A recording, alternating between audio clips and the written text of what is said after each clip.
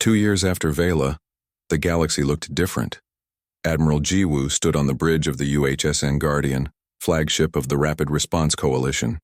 Around her, crew members from 17 different species worked at their stations. A Valan navigator plotted jump coordinates, a Kelmar engineer monitored power systems, a Therian tactical officer, transferred from Admiral Credenus's fleet, coordinated with defense platforms. And at the communication station, Lieutenant Hyunwoo, formerly of the cargo freighter Morning Star, managed a network that connected thousands of ships across hundreds of systems. The coalition had grown beyond anything Jiwoo had imagined. What started as humanity's desperate improvisation at Vela had become an organized force of 47 species. Ships of every type, military and civilian, stood ready to respond to distress calls anywhere in Council space. No more debates. No more waiting for authorization. When someone called for help, the coalition answered. "Admiral, we're receiving a priority transmission from Ambassador In-Soo," Hyunwoo reported. In-Soo's face appeared on the view screen. He looked older than Jiwoo remembered, but there was satisfaction in his expression. "Admiral, the Council has just ratified the Vela Accords. Full treaty status. Every Council member is now required to maintain rapid response capabilities." Jiwoo felt something that might have been pride, or might have been exhaustion. Daewon would have liked that. Yes, he would have. "How's your crew working out?" Jiwoo looked around her bridge. The crew was so mixed that standing orders were printed in 7 languages. Cultural differences caused occasional confusion, but they worked together with an efficiency that surprised even her. "They're learning. We all are." "Good. Because I have another situation for you." Of course he did. There was always another situation, but that was fine. That was the whole point. Ambassador In-Soo had changed too. 2 years ago, he had been a diplomat carefully navigating the politics of species that viewed humanity as primitive newcomers. Now he was the Council Security Director, overseeing defense policy for thousands of worlds. The promotion had come from an unlikely coalition of younger species who remembered that humans had done what ancient civilizations would not. He spent his days reforming systems that had been in place for millions of years, cutting through bureaucracy, pushing for action over discussion. Some of the older council members hated him for it. Most of the younger ones loved him. On Earth, Dr. Hai-Jin ran the Galactic Emergency Medical Initiative from a facility that trained doctors from across the galaxy. Her classroom held students whose biology was so different they couldn't even breathe the same atmosphere. They attended via sealed suits and remote interfaces, learning techniques that saved lives regardless of species. The key to emergency medicine, she lectured to a class of 60 students from 23 species, is accepting that you will never have perfect information. You will make decisions with incomplete data. You will sometimes be wrong, but hesitation kills more surely than wrong action. Trust your training. Trust your instincts. Save the life in front of you. Her textbook, When Minutes Matter: Emergency Care Across Species, was now required reading in medical schools across the galaxy. The chapter on treating humans had a note. Human pain tolerance is abnormally high. If they say they're fine, check anyway. They have a cultural tendency to downplay injuries. Engineer Sung Ho, now chief designer for Coalition Rapid Response Vessels, worked in shipyards orbiting Mars. The vessels he designed looked nothing like traditional council ships. They were redundant, over-engineered, and built with the assumption that everything would break at the worst possible moment. Council designers planned for perfect operation, he explained to his design team. We plan for everything to go wrong simultaneously. Add another backup, and another backup for the backup. If the ship can't survive being held together by duct tape and prayers, it's not ready. The ships were ugly compared to elegant council designs. They were also nearly indestructible. 17 species had licensed the designs. The humans called them Sung Ho class. He pretended to be embarrassed by the honor but kept a model of the first ship on his desk. On Vela, the memorial was complete. 3,284 names carved in stone that would last 1,000,000 years. Below them 7 million handprints in concrete, each one representing a life saved. The monument had become a pilgrimage site. Beings from across the galaxy came to see it, to understand what had happened here. Paul Lee, now 9 years old, worked as a volunteer guide at the memorial on weekends. She told the story to visitors in a quiet, serious voice. She had been there. She remembered the fear. She remembered the humans coming, Captain Day One died so we could live, she told a group of visiting students from 3 different species. All of them did. They didn't know us. They didn't owe us anything, but they came anyway. A Therian student whose people had been part of the council for 3 million years asked, "But why? What did they gain?" Polly looked at the student with the wisdom of someone who had faced death and been saved. They gained nothing. That's the point. Some things you do because they're right, not because you gain something. The Therian student left thoughtful. That night, they would apply to join the coalition. The Galactic Council chambers had changed too. The debates were louder now, more passionate. Younger species who had once sat quietly and accepted the decisions of ancient civilizations now demanded to be heard. They had seen what was possible when someone decided to act. The council overseer, that ancient being who had ruled the chambers for longer than human civilization had existed, found himself facing opposition he had never experienced. Species questioned. They challenged. They demanded change. The old ways served us for millions of years, he argued during one heated session. The old ways would have let Vela die. A young Kelmar representative shot back. Humans showed us that sometimes the old ways are wrong. The overseer had no response. How could he argue with 7 million living witnesses? But the galaxy wasn't perfect. The changes didn't come easy. Ancient species resisted. Some viewed the coalition as a threat to proper order. There were protests, diplomatic incidents, and at least 3 attempted sanctions against humanity. None of the sanctions passed. Too many species remembered Vela. And then, 2 years after Vela, the moment came that would define whether the changes were real. A distress call ripped through subspace. A species called the Dren, barely known to the Council, sent a desperate plea. Their homeworld was dying, not from attack but from an environmental cascade. Their sun was becoming unstable. They had weeks, maybe days. 3 billion inhabitants with nowhere to go. The Council convened immediately. Unlike 2 years ago, the debate was brief. How fast can we respond? The Council overseer asked. Ambassador Insu pulled up fleet positions. Coalition forces can be there in 4 days. We'll need transport support from any species with ships to spare. All species with available vessels are ordered to assist. Standard evacuation protocols are suspended. Save as many as possible. Do whatever it takes, the order went out. Across the galaxy, ships changed course, not just coalition vessels. Freighters, passenger liners, mining vessels, even private yachts. 17 species responded within hours. 43 species within a day. The evacuation of Dren Prime took 9 days. 3 billion people moved to new homes across 100 worlds. 7 ships were lost to the environmental conditions. 200 crew members died, but 3 billion lived. Admiral Jiwoo coordinated the operation from the Guardian, working 72 hours straight while her crew rotated through shifts.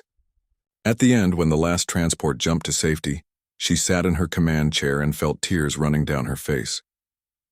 Captain Day One's sacrifice had changed everything. He had shown the galaxy that some things mattered more than rules, more than safety, more than survival.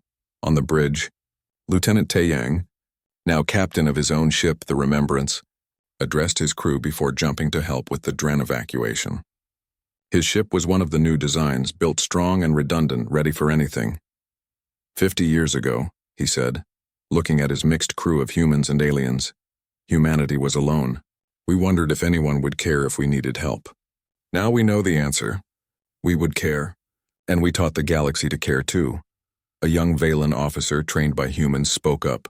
Captain, why do you think humans were the ones to make the difference?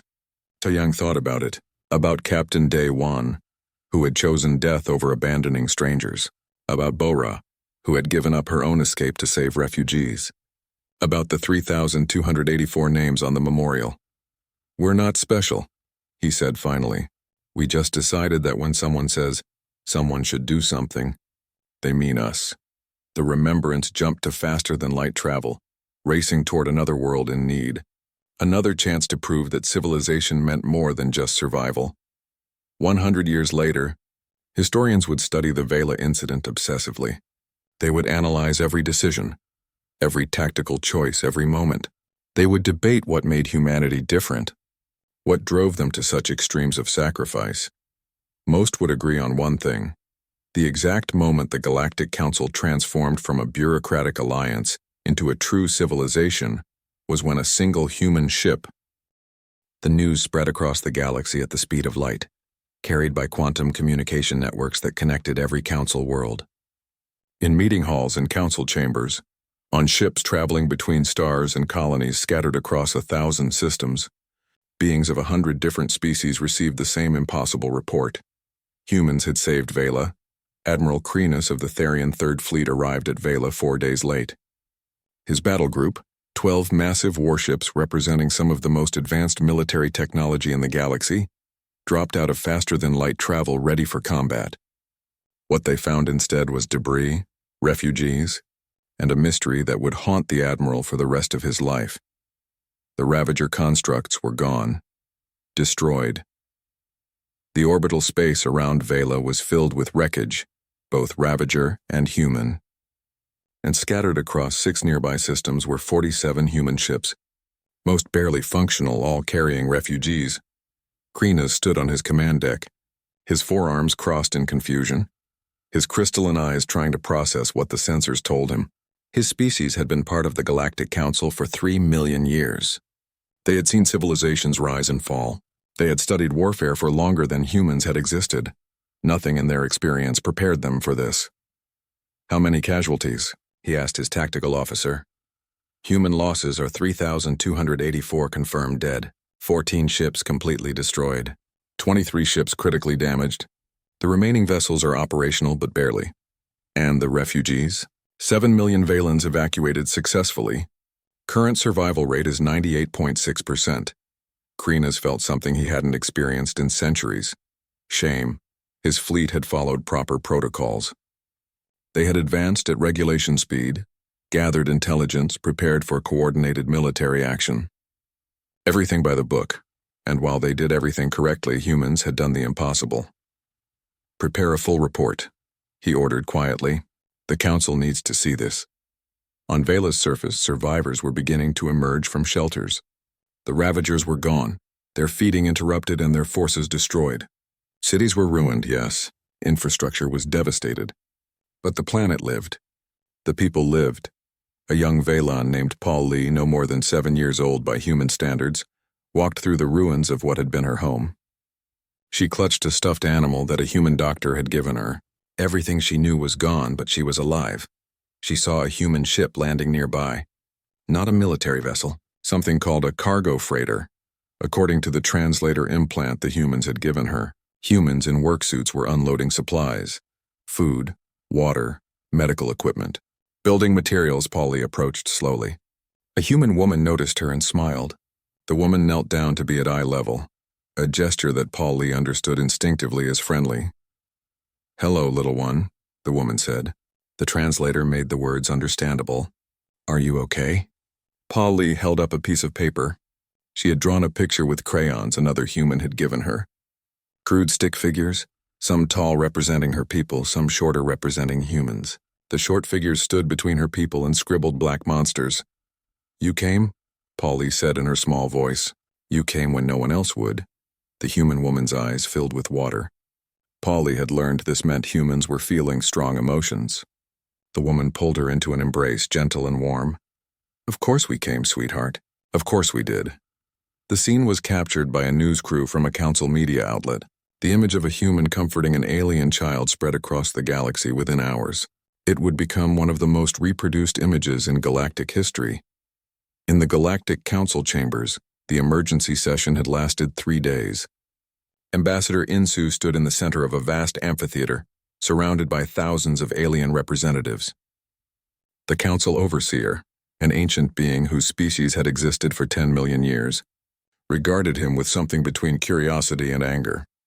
"Ambassador Insu, humanity has violated 17 interstellar treaties, unauthorized military action, disregard for proper protocols, refusal to await council authorization. The penalties for these violations could include expulsion from the council and economic sanctions against Earth." Insu looked around at the assembled species. Some looked sympathetic. Others appeared outraged. Most seemed confused, as if humanity had done something completely incomprehensible. "We broke your laws," Insu said calmly, "to uphold our values, 7 million people are alive right now because humans decided that saving lives mattered more than following procedures. If the council wants to punish us for that, so be it. But we'd do it again. The chamber erupted in chaos. Some species demanded immediate sanctions. Others called for restraint. Younger civilizations, those who remembered what it felt like to be vulnerable, spoke in humanity's defense. A representative from a species called the Kelmar stood. They were an old race, not as ancient as some, but respected. The council debates treaties while the ambassador speaks of lives. Perhaps that is the problem. The session continued for another day before reaching a decision. Humanity would receive a formal censure, a note in their record. Meaningless words that changed nothing. Because by then the galaxy had already changed. The image of Paul Lee being comforted spread everywhere. So did footage of the battle, of human ships, civilian vessels with no business being in combat, throwing themselves against the Ravagers, of cargo freighters ramming enemy constructs to protect refugee shuttles, of the Indomitable's final flight, that last desperate charge that saved a world. Species across the galaxy watched and wondered. What made humans do this? What drove them to sacrifice everything for strangers? Dr. Hygen provided part of the answer. After the battle, she had compiled a medical report on human casualties. The data was shocking. Humans had sustained injury rates that would have caused any council species to retreat. They had continued fighting with wounds that should have been incapacitating. They had worked for days without sleep, driven by nothing more than determination. The human nervous system appears to have unusual resilience, she wrote in her report, but this doesn't fully explain their behavior. They fought not because they were physically superior, but because they decided that some things matter more than survival. The report was studied obsessively by xenobiologists across the galaxy. What made humans different? Some pointed to humanity's violent history. 10,000 years of constant warfare had forged a species that excelled at organized violence. Others noted human pack bonding, the ability to form fierce emotional connections with virtually anyone, even other species. Engineer Sung Ho gave an interview to a galactic news network. The interview would be watched by trillions of beings. "You want to know what makes humans special?" he said, looking tired but somehow content. "Nothing. We're not special. We're just stubborn. When the math said we couldn't save Vela, we said the math was wrong. When the odds said we would die, we said the odds could go to hell. We're not smarter than you.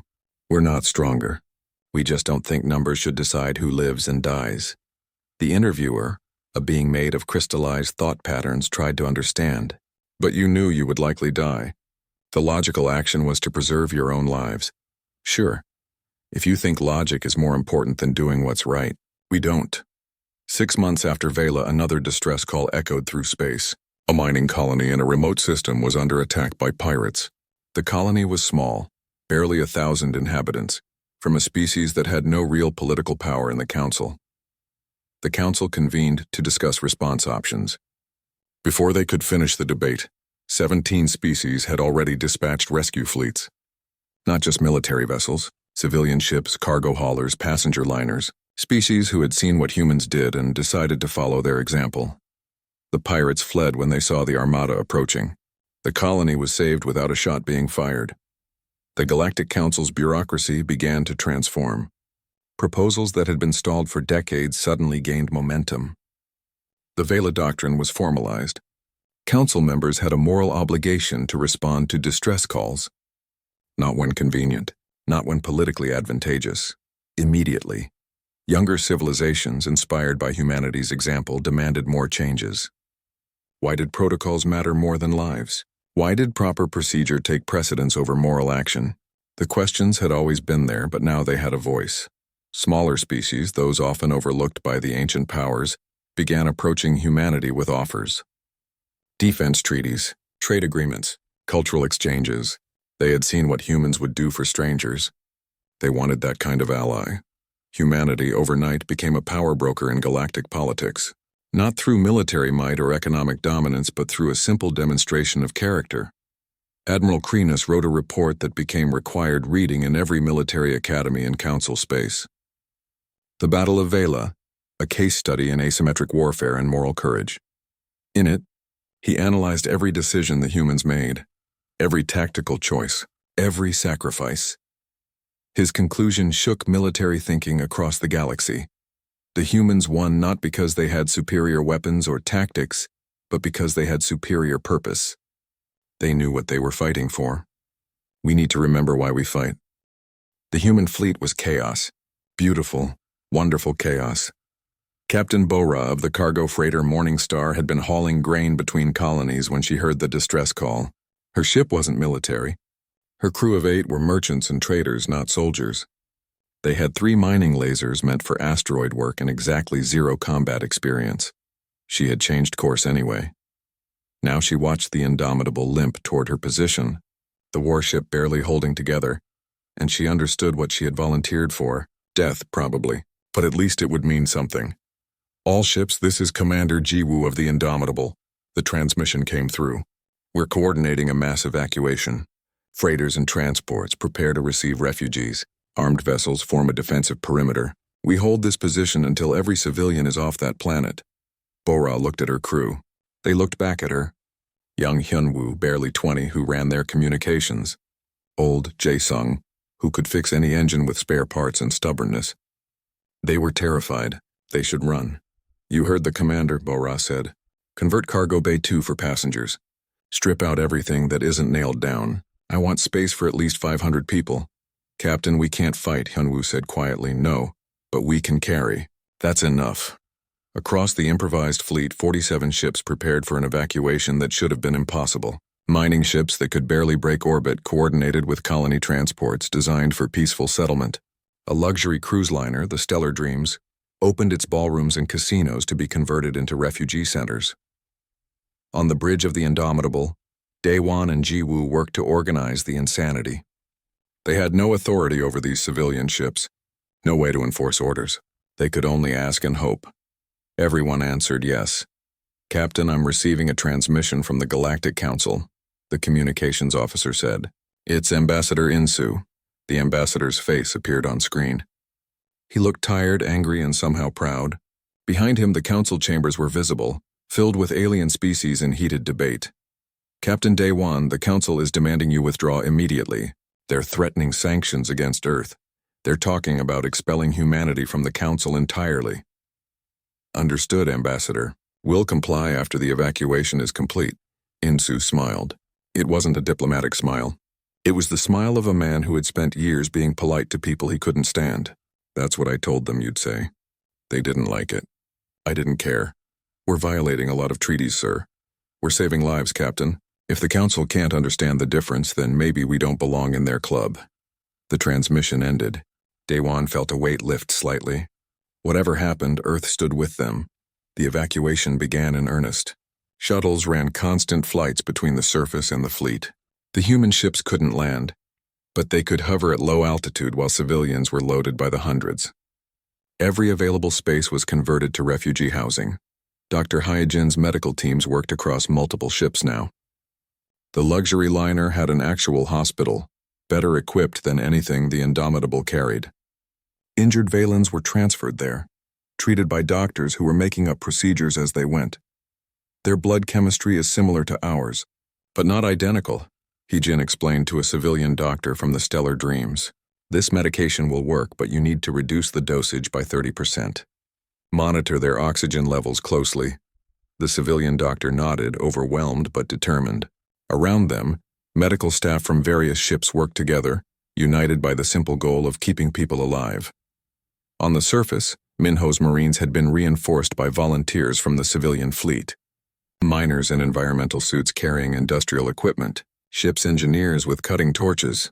Even the luxury liner had sent its security staff, armed with ceremonial weapons that turned out to shoot real bullets. They formed defensive lines around evacuation zones. The Ravagers came in endless waves and the humans held.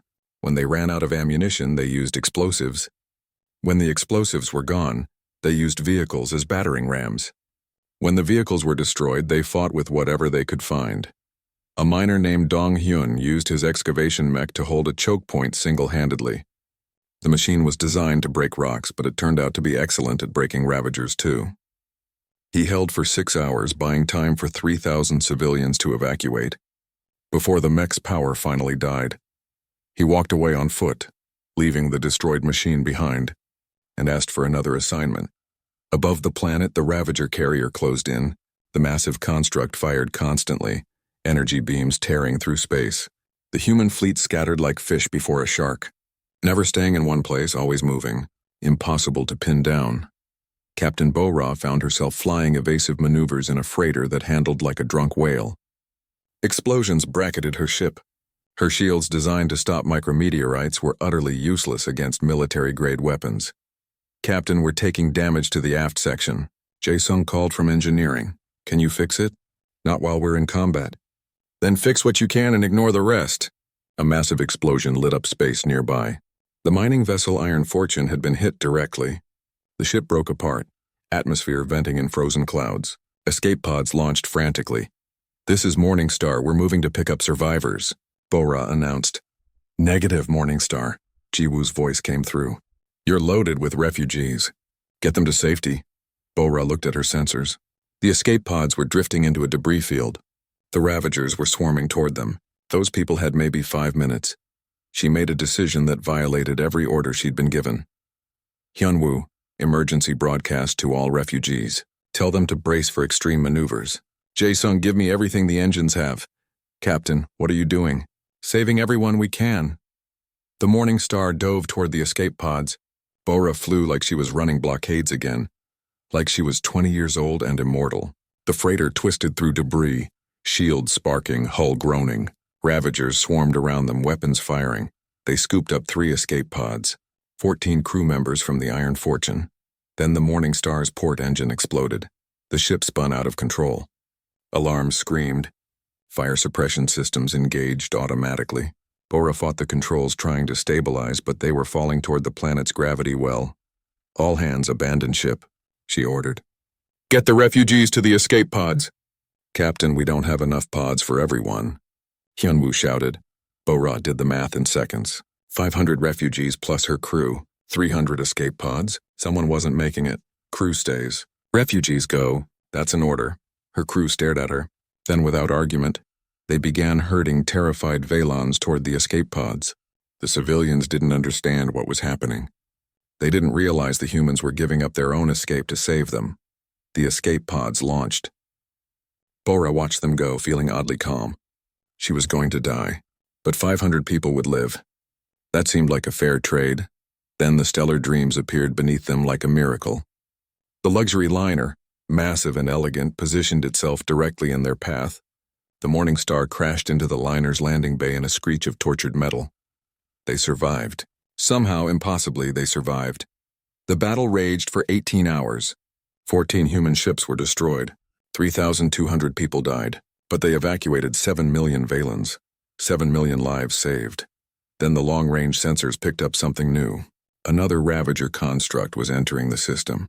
This one was different. Larger.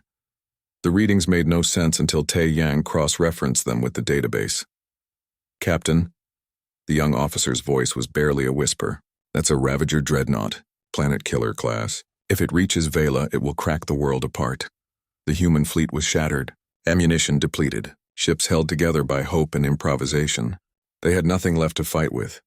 Daewon looked at the sensor reading and felt a strange calm settle over him. The dreadnought had one weakness. Its power core was exposed during the weapon's charging sequence. A ship entering that core during the charge would cause a cascade failure. It would be suicide. Jiwoo, transfer command to the Morningstar. They're the most intact ship we have. Jiwoo understood immediately. No, we can find another way. There isn't another way. You know it. Then I'm staying with you. I need you to get these people home. That's an order, Commander. Jiwoo looked at him with eyes that held 1,000 arguments. Then she saluted, formally, respect and grief in the gesture. It's been an honor, Captain. The honor was mine. The evacuation fleet began jumping to faster than light travel. Ship after ship disappeared, carrying millions of refugees to safety. The Indomitable remained, engines burning one last time, accelerating toward the dreadnought. On the bridge, the crew had refused to evacuate. They stayed at their stations, faces set with determination. If their captain was making this sacrifice, they would make it with him. Tactical, target the power core. Helm, maximum burn. Engineering, override every safety protocol we have. The Indomitable raced toward the dreadnought. The massive construct began charging its main weapon, the planet killer that would end Vela. The power core opened, energy building to impossible levels. The Indomitable dropped out of faster-than-light travel above a world that was dying. Vela had been beautiful once, according to the files. Green continents and blue oceans, orbital stations gleaming in the sunlight. Peaceful agricultural settlements spread across 3 continents. Now the orbital stations were debris fields. The atmosphere glowed orange with thousands of fires, and descending from orbit in massive swarms were things that shouldn't exist. The Ravagers looked like someone's nightmare of insects crossed with machines. Each one was the size of a building, with metal bodies that reflected starlight in sickening ways. They moved in clouds of thousands, stripping away everything they touched. Buildings, vehicles, the ground itself all dissolved into raw matter that the Ravagers consumed and converted into more of themselves.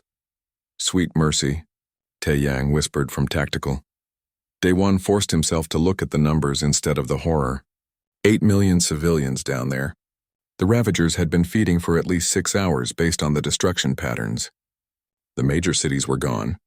Survivors were fleeing to rural areas, but the Ravagers were spreading, always spreading, consuming everything in their path. Tactical assessment, he ordered, keeping his voice level. Tae-Yang's fingers danced across his console. The young officer's face had gone pale. Captain, I'm reading approximately 40,000 individual Ravager units. Mass ranging from 5 tons to 500 tons. They're organized in swarm clusters around 17 different feeding sites. Enemy ships? None visible, but there are 3 massive constructs in high orbit. They appear to be carrier vessels. Each one is the size of a small moon. Jiwoo studied the data, her expression unreadable. She ran calculations silently for 30 seconds, then looked at Daewon. We can't win this fight. I know. Even with a full battle fleet, the odds would be impossible. With 1 ship? She shook her head. The computer gives us a 0.003% chance of survival. Delete that from the record, Daewon said quietly. We didn't come here to survive. We came here to buy time. He stood and addressed the bridge crew. Listen up. Our mission is simple. We evacuate as many civilians as possible. Every person we save is a victory. The Ravagers want this world. They'll have to go through us first. The crew responded with determination that bordered on desperation. They were terrified. They knew they were going to die, but they were going to die fighting. Tactical, target the feeding clusters closest to the remaining population centers. I want those swarms broken up. Helm, take us in. Keep us moving, never stay still. The Indomitable dove into atmosphere, engines screaming. Daewon gripped his command chair as the ship shook. They weren't built for atmospheric combat, but nothing about this mission was following design specifications. Weapons free, he commanded. The ship's railguns opened fire. Kinetic projectiles moving at a fraction of light speed tore into the Ravager swarms. The ancient aliens that ruled the Galactic Council preferred energy weapons, elegant beams of directed power. Humans preferred to throw metal really fast. The results were spectacular. Ravagers exploded by the dozens as railgun rounds punched through their metallic bodies. The swarms recoiled, confused. Their targets usually cowered behind shields or ran away. This one was attacking. Direct hits on Swarm Cluster 4, Tae-Yang reported. Enemy formation disrupted. They're reforming. Don't let them. Keep firing. The ship shuddered as the Ravagers returned fire. Energy beams that could slice through hull plating struck the Indomitable's shields. Alarms blared across the bridge. Shields at 70%, Tae-Yang called out. Route power from life support to shields. We don't need comfortable air, we need protection. Down in engineering, Sung-Ho was performing miracles. The engines were running at 130% capacity. The weapon systems were drawing power they weren't designed to handle. The shields were being fed by systems meant for completely different purposes. Everything was held together with improvisation and desperation. Captain, Sung-Ho's voice came over the intercom. The engines are running hot. We've got maybe 6 hours before critical failure. 6 hours is all we need. Keep them running. Sir, you misunderstand. 6 hours until they explode. Then we better work fast. Jiwoo coordinated the evacuation. The Indomitable couldn't land, but they could send shuttles. Marines piled into dropships wearing armor that looked ancient compared to Council technology. but stopped bullets and claws just fine. Sergeant Minho led the first drop. His squad hit dirt in what used to be a farming community. Valen civilians, tall and thin with pale blue skin, huddled in buildings while Ravagers tore through the streets. The aliens looked at the humans with desperate hope and terrible fear. "Everyone who can walk, move to the extraction point," Minho shouted through his translator. "We'll cover you." The Ravagers turned toward the humans. They moved with insect speed, scuttling across walls and through debris. Minho's squad opened fire with weapons that used chemical propellants, explosives, and metal projectiles. Simple, brutal, effective. The Ravagers' armor, designed to disperse energy weapons, shattered under conventional bullets. Their sensors, calibrated for sophisticated threats, couldn't understand why these primitive weapons were so deadly. They died confused. "Keep them off the civilians," Minho ordered. His Marines formed a defensive line. They fired in controlled bursts, their training keeping panic at bay. Behind them, Valen families ran for the shuttles. Parents carried children. The elderly helped each other. Everyone moved with the desperation of people who knew this was their only chance. Above the planet, the Indomitable danced between death. Day One kept the ship moving in patterns that made no tactical sense. He zigged when he should have zagged. He dove when he should have climbed. The Ravagers couldn't predict him because he wasn't following any doctrine or strategy. He was improvising, making it up as he went. "Shuttle 1 is away with 200 civilians," Jiwoo reported. "Shuttle 2 is loading now." "How many evacuation sites do we have?" 17 active locations. "But Captain, we have a problem." The main view screen shifted to show long-range sensors. One of the massive orbital constructs was moving. The Ravager carrier was descending from high orbit and it was heading directly for them. Time until intercept? 20 minutes. Daewon felt his mouth go dry. The carrier was 50 times their size. It could probably destroy them with a single weapon blast. But if they ran now, the civilians on the ground would die. "We hold position," he said. "Captain," Jiwoo started. "We hold position. Every minute we stay is another shuttle load saved. We didn't come this far to run when it gets hard." Dr. Hyojin's medical bay was chaos. The first casualties were arriving. Injured Marines with burns and broken bones. Phelan civilians in shock, wounded, traumatized. She moved between beds with efficient grace, treating injuries in species she'd only studied in theory. One Valen child, no more than 5 years old, clutched a torn stuffed animal and stared at Hyojin with huge, terrified eyes. The doctor knelt beside the bed and smiled gently. "You're safe now," she said through the translator. "We've got you." "The monsters," the child whispered. "The monsters have to get through us first. And we're very stubborn." On the bridge, alarms screamed. The Ravager carrier was firing. Massive energy beams lanced through space toward the Indomitable. Daewon watched the attacks come and made instant decisions. Helm hard to port. "Drop 50 kilometers." The ship dove. Energy beams missed by meters, close enough that their shields flickered and groaned. The hull temperature spiked. Systems failed and automatically rerouted. Shields at 40%. "All shuttles, expedite evacuation. We're running out of time." Down on the surface, Minho's squad was surrounded. Ravagers poured in from every direction. His ammunition counter was dropping towards zero. Around him, his Marines fought with the desperate efficiency of soldiers who knew they were buying time with their lives. "Shuttle 3 is loaded," the pilot called. "We have to go now." "Go," Minho ordered. "We'll hold them." The shuttle lifted off in a storm of thrust. Ravagers swarmed toward it, but Minho's squad put themselves between the monsters and the ship. They fired until their weapons clicked empty, then switched to sidearms, then to combat knives when even those ran dry. The shuttle escaped. 200 more lives saved. Above the planet, the Indomitable was dying. Systems failed faster than Sung Ho could repair them. The shields were gone. Hull breaches were appearing across 3 decks. The engines were minutes from critical meltdown, but they were still flying. Still fighting. Still saving lives. "Last shuttle is away," Jiwoo called out. 7,000 civilians evacuated. 7,000. Out of 8 million. It wasn't enough. It would never be enough. But it was 7,000 who would have died if the Indomitable hadn't come. Day 1 opened ship-wide communications. "All hands prepare for emergency jump. We're getting out of here." Then he saw the sensor reading and felt his heart stop. New contacts were appearing at the edge of the system. not council ships. The energy signatures were all wrong. These were freighters, transports, civilian vessels, and they were human. 47 ships dropped out of faster-than-light travel, mining vessels with improvised weapons, colony transports ready to load refugees, even a luxury liner that had somehow armed itself with whatever its crew could. The bridge of the UHSN Indomitable was quiet except for the soft hum of instruments.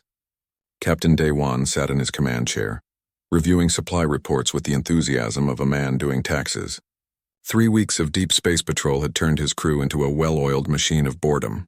They were the newest warship in humanity's small fleet, stationed far from Earth in a region of space where nothing ever happened. Day one was reading about toilet paper, requisitions when the communications console exploded with noise. Every screen on the bridge lit up at once. A signal tore through subspace so powerful that it overrode every other frequency. The distress call carried such raw desperation that even the computer's translation seemed to tremble. This is Vela Colony. We are under attack. 8 million civilians. The Ravagers are here. Please, anyone. Our children are dying. Please help us, the message repeated, over and over. A loop of terror broadcast to every corner of known space. Commander Jiwoo was at Daewon's side in seconds. She pulled up star charts with quick, precise movements. Her face was calm, but her eyes were calculating distances, fuel reserves, and odds of survival. Vela is in Sector 447, she said. Agricultural world. Mostly Velan population with some mixed species. 8.2 million inhabitants according to the last census. How far? Daewon asked, though he already knew the answer would be bad. 4 days at maximum burn. Maybe 3.5 if we push the engines past safety limits. Lieutenant Tae Yang, barely 25 years old and still eager despite the boredom of patrol duty, spoke from his tactical station. His voice shook slightly. Captain, the Ravager swarms. They're real? Everyone in the galaxy knew the stories. The Ravager swarms were nightmare fuel for 1,000 civilizations. Biomechanical horrors that appeared from deep space consumed entire worlds, then vanished. No one knew where they came from. No one had ever successfully stopped them once they began feeding. Pull up everything we have on Ravager attack patterns, Daewon ordered. He felt his stomach tighten. 4 days was an eternity. Vela might not have 4 hours. The main view screen shifted to show tactical data, numbers that made no sense. The Ravager swarms didn't just destroy ships, they consumed matter itself, breaking down anything organic or metallic to fuel their endless hunger. Defense platforms that could stop battle fleets were torn apart like paper. Orbital stations vanished in minutes. Communications, patch me through to Fleet Command, Daewon said. The response came back within 30 seconds. Fleet Command had heard the distress call. So had everyone else within 100 light years.